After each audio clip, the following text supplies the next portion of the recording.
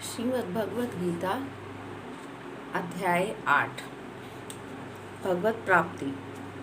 अर्जुन ने कहा, हे भगवान, हे पुरुषोत्तम, ब्रह्म क्या है, आत्मा क्या है, सकाम कर्म क्या है, यह भौतिक जगत क्या है तथा देवता क्या है, कृपा करके यह सब मुझे बताइए। हे मधुसूदन, यज्ञ का स्वामी कौन है और ये शरीर में कैसे रहता है और मृत्यु के समय भक्ति में लगे रहने वाले आपको कैसे जान पाते हैं। भगवान ने कहा, अविनाशी और दिव्य जीव ब्रह्म कहलाता है और उसका नित्य स्वभाव अध्यात्म या आत्म कहलाता है। जीवों के भौतिक शरीर से संबंधित गतिविधि कर्म या सकाम कर्म कहलाती है। हे देहधारियों में श्रेष्ठ निरंतर परिवर्तनशील यह भौतिक प्रकृति भौतिक अभिव्यक्ति कहलाती है। भगवान का विराट रूप, जिसमें सूर्य तथा चंद्रमा जैसे समस्त देवता सम्मिलित हैं, अधिदेव कहलाते हैं तथा प्रत्येक देहधारी के हृदय में परमात्मा स्वरूप स्थित मैं परमेश्वर यज्ञ का स्वामी कहलाता हूँ। और जीवन के अंत में जो केवल मेरा स्मरण करते हुए शरीर का त्याग करता है, वह तुरंत मेरे स्वभाव को प्राप्त करता है। इसमें रंगमात्र भी संदेह नहीं है। हे कुंती पुत्र, शरीर त्यागते समय मनुष्य जिस भाव का स्मरण करता है, वह उस भाव को निश्चित रूप से प्राप्त होता है। अतएव हे अर्जुन, तुम्हें सदैव रूप में कृष्ण रूप में मेरा चिंतन करना चाहिए और साथ ही युद्ध के कर्तव्य को भी पूरा करना चाहिए। अपने कर्मों को मुझे समर्पित करके तथा अपने मन एवं बुद्धि को मुझ में स्थिर करके तुम निश्चित रूप से मुझे प्राप्त कर सकोगे। हे पार्थ, जो व्यक्ति मेरा स्मरण करने में अपना निरंतर मन लगाए रखकर अविचलित भाव से भगवान के रूप में मेरा ध्यान करता है, वह मुझको अवश्य ही प्राप्त होता है। मनुष्य को चाहिए कि परम पुरुष का ध्यान सर्वज्ञ, पुरातन, नियंता, लघुतम से भी लघुतर, प्रत्येक का पालन करता, समस्त भौतिक बुद्धि से परे, अचिंत्य तथा नित्य पुरुष के रूप में करे। वे सूर्य की भांति तेजवान हैं और इस भौतिक प्रकृति से परे दिव्य रूप हैं। मृत्यु के समय जो व्यक्ति अपने प्राणों को बाहों के मध्य स्थिर कर लेता है और योग शक्ति के द्वारा अविचलित मन से पूर्ण भक्ति के साथ परमेश्वर के स्मरण में अपने को लगाता है, वह निश्चित रूप से भगवान को प्राप्त होता है। जो वेदों के ज्ञाता हैं, जो ओंकार का उच्चारण करते हैं और जो संन्यास आश्रम के बड़े बड़े मुनि हैं, वे ब्रह्म में प्रवेश करते हैं। ऐसी सिद्धि की इच्छा करने वाले ब्रह्मचार्य व्रत का अभ्यास करते हैं। अब मैं तुम्हें वह विधि बताऊंगा जिससे कोई भी व्यक्ति मुक्ति लाभ कर सकता है। समस्त इंद्रिय क्रियाओं से विरक्ति को योग की स्थिति योग धारणा कहा जाता है।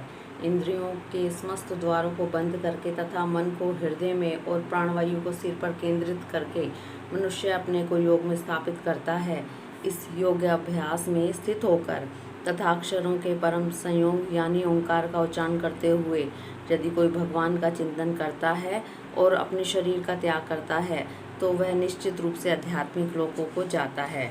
हे अर्जुन, जो अनन्य भाव से निरंतर मेरा स्मरण करता है, उसके लिए मैं सुलभ हूँ, क्योंकि वह मेरी भक्ति में प्रवृत्त रहता है। मुझे प्राप्त करके महापुरुष जो भक्ति योगी है, कभी भी दुखों से पूर्ण अनित्य जगत में नहीं लौटते, क्योंकि उन्हें परम सिद्धि प्राप्त हो चुकी होती है। इस जगत में सर्वोच्च लोक से लेकर निमंत्रण सारे लोग दुखों के घर हैं, जहाँ जन्म तथा मरण का चक्कर लगा रहता है। किंतु हे कुंती पुत्र, जो मेरे धाम को प्राप्त कर लेता है, वह फिर कभी जन्म नहीं लेता। माननीय गणना के अनुसार 1000 युग मिलाकर ब्रह्मा का एक दिन बनता है और इतनी ही बड़ी ब्रह्मा की रात्रि भी होती है। जब जब ब्रह्मा का दिन आता है तो सारे जीव प्रकट होते हैं और ब्रह्मा की रात्रि होते ही वे असहायवत विलीन हो जाते हैं। इसके अतिरिक्त एक अन्य अव्यक्त प्रकृति है जो शाश्वत है और इस व्यक्त तथा अव्यक्त पदार्थ से परे है। वह परा, श्रेष्ठ और कभी न नाश होने वाली है। जब इस संसार का सब कुछ लय हो जाता है, तब भी उसका नाश नहीं होता, जिसे वेदांती अप्रकट तथा विनाशी बताते हैं। जो परम गंतव्य है, जिसे प्राप्त कर लेने पर कोई वापस नहीं आता, वही मेरा परम धाम है। भगवान जो सबसे महान है, अनन्य भक्ति द्वारा ही प्राप्त किए जा सकते हैं। यद्यपि वे अपने धाम में विराजमान रहते हैं, तो भी वे सर्वव्यापी हैं और उनमें सब कुछ स्थित है। हे भरतश्रेष्ठ, अब मैं तुम्हें उन विभिन्न कालों को बताऊंगा जिनमें इस संसार से प्रयाण करने के बाद पुनः योगी आता है अथवा नहीं आता। जो पर ब्रह्म के ज्ञाता हैं वे अग्निदेव के प्रभाव में प्रकाश में दिन के शुभ लक्षण में शुक्ल पक्ष में जब सूर्य उत्तरायण में रहता है उन 6 मासों में इन संसार से त्याग करने पर उस पर ब्रह्म को प्राप्त करते हैं। जो योगी धुए रात्रि कृष्ण पक्ष में या सूर्य के दक्षिणायन रहने के 6 महीने में दिवंगत होता है वह चंद्रलोक को जाता है, किंतु वहाँ से पुनः पृथ्वी पर चला आता है। वैदिक मत अनुसार इस संसार से प्रयाण करने के 2 मार्ग हैं, एक प्रकाश का तथा दूसरा अंधकार का। जब मनुष्य प्रकाश के मार्ग से जाता है तो वह वापस नहीं आता, किंतु अंधकार के मार्ग से जाने वाला पुनः लौटकर आता है।